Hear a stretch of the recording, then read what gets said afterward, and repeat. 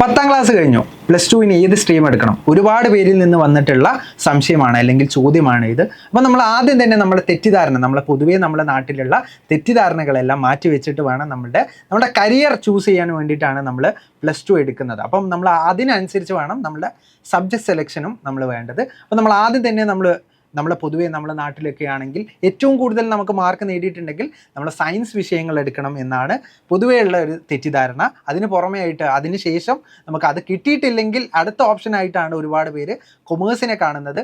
അതും കിട്ടിയിട്ടില്ലെങ്കിൽ അടുത്തതായിട്ടാണ് ഹ്യൂമാനിറ്റീസ് ഒക്കെ കാണുന്നത്. പക്ഷെ അങ്ങനെയല്ല, നമ്മളെ കരിയർ എങ്ങോട്ട് പോകണം അല്ലെങ്കിൽ നമ്മൾ ഏത് കരിയറിലേക്കാണ് പോകേണ്ടത്, അതിനനുസരിച്ചുള്ള സ്കില്ല് അല്ലെങ്കിൽ അതിനനുസരിച്ചുള്ള സബ്ജക്ട് സെലക്ഷൻ വേണം നമ്മൾ ചെയ്യേണ്ടത്. അപ്പോൾ നമ്മൾ ആദ്യം തന്നെ നമ്മൾ സയൻസിൽ നോക്കുകയാണെങ്കിൽ നമുക്ക് കമ്പ്യൂട്ടർ സയൻസ് അല്ലെങ്കിൽ കമ്പ്യൂട്ടർ സയൻസ് ഫീൽഡിലേക്കൊക്കെ പോകണമെങ്കിൽ നമുക്ക് ബയോളജി അത്രത്തോളം ഇമ്പോർട്ടൻ്റ് അല്ല. അപ്പോൾ നമ്മൾ ബയോ സയൻസ് എടുക്കേണ്ട ആവശ്യകതയില്ല. അപ്പോൾ നമ്മൾ എന്താണ് എടുക്കേണ്ടത്? അവിടെ നമ്മൾ കമ്പ്യൂട്ടർ സയൻസ് എടുത്താലും നമുക്ക് കുഴപ്പമില്ല.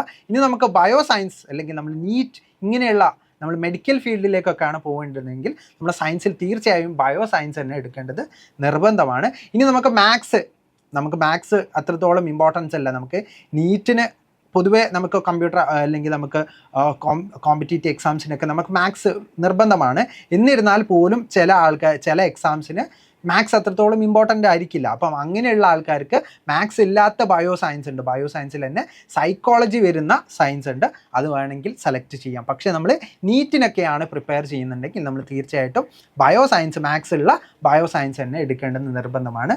ഇനി ഇതിന് ശേഷം വരുന്നതാണ് പൊതുവേ നമ്മുടെ നാട്ടിൽ വരുന്നതാണ് കൊമേഴ്സ് എന്ന് പറയുന്ന വിഷയം. കൊമേഴ്സിന് അങ്ങനെയല്ല. കൊമേഴ്സ് എന്ന് പറയുന്നത് നമുക്ക് CA ഇങ്ങനെയുള്ള വിഷയങ്ങൾ അല്ലെങ്കിൽ ഇങ്ങനെയുള്ള കരിയർ പാത്ത് ചൂസ് ചെയ്യണമെങ്കിൽ നമ്മൾ തീർച്ചയായിട്ടും നമ്മൾ കൊമേഴ്സ് എടുത്തിരിക്കണം. നമ്മൾ എക്കണോമിക്സ് ഫീൽഡിലേക്ക്, നമുക്ക് CA ഫീൽഡിലേക്ക് അല്ലെങ്കിൽ ACCA ഇങ്ങനെയുള്ള ഫീൽഡിലേക്കൊക്കെ നമ്മൾ പോകണമെങ്കിൽ നമുക്ക് തീർച്ചയായിട്ടും കൊമേഴ്സ് അറിഞ്ഞിരിക്കേണ്ടത് നിർബന്ധമാണ്. അക്കൗണ്ടൻസി ഫീൽഡിലേക്കൊക്കെ നമ്മൾ പോകുമ്പോൾ നമുക്ക് തീർച്ചയായിട്ടും കൊമേഴ്സ് ആയിരിക്കും നമുക്ക് സ്യൂട്ടബിൾ ആയിട്ട് വരിക. ഇനി നമ്മൾ ഹ്യൂമാനിറ്റീസ് നോക്കുകയാണെങ്കിൽ നമുക്ക് സോഷ്യലി റിലേറ്റഡ് ആയിട്ടുള്ള ഒരുപാട് കാര്യങ്ങളുണ്ട് അല്ലേ? സോഷ്യലി റിലേറ്റഡ് ആയിട്ടുള്ള ഒരുപാട് കരിയേഴ്സ് ഉണ്ട്. അതിലേക്കൊക്കെ നമ്മൾ പോകണമെങ്കിൽ തീർച്ചയായിട്ടും നമ്മൾ എടുക്കേണ്ട ആദ്യത്തെ ഫസ്റ്റ് ചോയ്സ് തന്നെ ഹ്യൂമാനിറ്റീസ് ആണ്. നമുക്ക് ഫുൾ A+ ഉണ്ടായിരിക്കാം. എന്നിരുന്നാൽ പോലും നമുക്ക് ആ ഒരു എയിമിലേക്ക് എത്തണമെങ്കിൽ നമുക്ക് തീർച്ചയായിട്ടും ഹ്യൂമാനിറ്റീസ് എടുക്കേണ്ടത് നിർബന്ധമാണ്. ഇത് പൊതുവെയുള്ള നമ്മുടെ നാട്ടിലുള്ള ഒരു തെറ്റിദ്ധാരണയാണ്. സയൻസ് കിട്ടിയിട്ടില്ലെങ്കിൽ കൊമേഴ്സ് കിട്ടിയിട്ടില്ലെങ്കിൽ ഹ്യൂമാനിറ്റീസ്.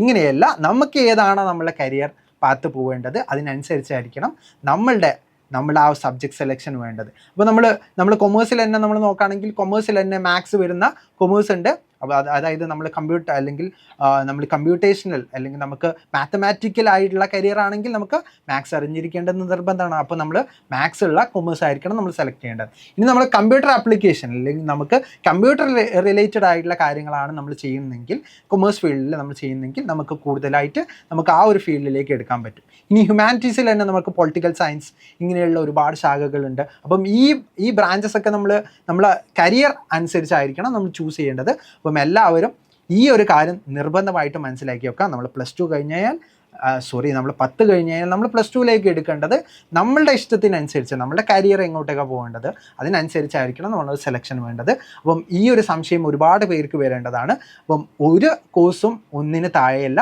എല്ലാ കോഴ്സിനും അതിൻ്റേതായിട്ടുള്ള ഇമ്പോർട്ടൻസ് ഉണ്ട് എന്ന് മനസ്സിലാക്കി വെക്കുക. അപ്പോൾ നമ്മൾ ഇതേപോലെയുള്ള ഒരുപാട് സംശയങ്ങൾ നിങ്ങൾക്ക് ഉണ്ടാവും. അതൊക്കെ നമുക്ക് താഴെ കമൻറ്റ് ബോക്സിൽ ചോദിക്കാം. അതേപോലെ തന്നെ നമ്മൾ താഴെ നൽകിയുള്ള നമ്പറിലും നിങ്ങൾക്ക് എന്ത് ചെയ്യാൻ പറ്റും, നിങ്ങൾക്ക് ചോദിക്കാൻ പറ്റും. കരിയർ കണക്റ്റിലുള്ള ഒരുപാട് സംശയങ്ങളുണ്ടാവും, അതൊക്കെ നിങ്ങൾക്ക് ചോദിക്കാം. സയൻസ്, മാത്സ് ഇങ്ങനെയുള്ള വിഷയങ്ങൾ നിങ്ങളുടെ മക്കൾ പ്രീമിയർ ഇൻസ്റ്റിറ്റ്യൂട്ടിലേക്ക് പഠിക്കാൻ നിങ്ങൾക്ക് ആഗ്രഹമുണ്ടെങ്കിൽ നിങ്ങൾ തീർച്ചയായിട്ടും നമ്മളെ X&Y ഫൗണ്ടേഷൻ കോഴ്സ് നിങ്ങൾ ഉപകാരമായിരിക്കും. അപ്പോൾ X&Y കോഴ്സിനെ കുറിച്ച് കൂടുതൽ ഡീറ്റെയിൽസ് അറിയാൻ വേണ്ടിയിട്ട് താഴെ കാണുന്ന ഡിസ്ക്രിപ്ഷനിലുള്ള ലിങ്ക് ക്ലിക്ക് ചെയ്ത് ഇപ്പം തന്നെ രജിസ്റ്റർ ചെയ്യും.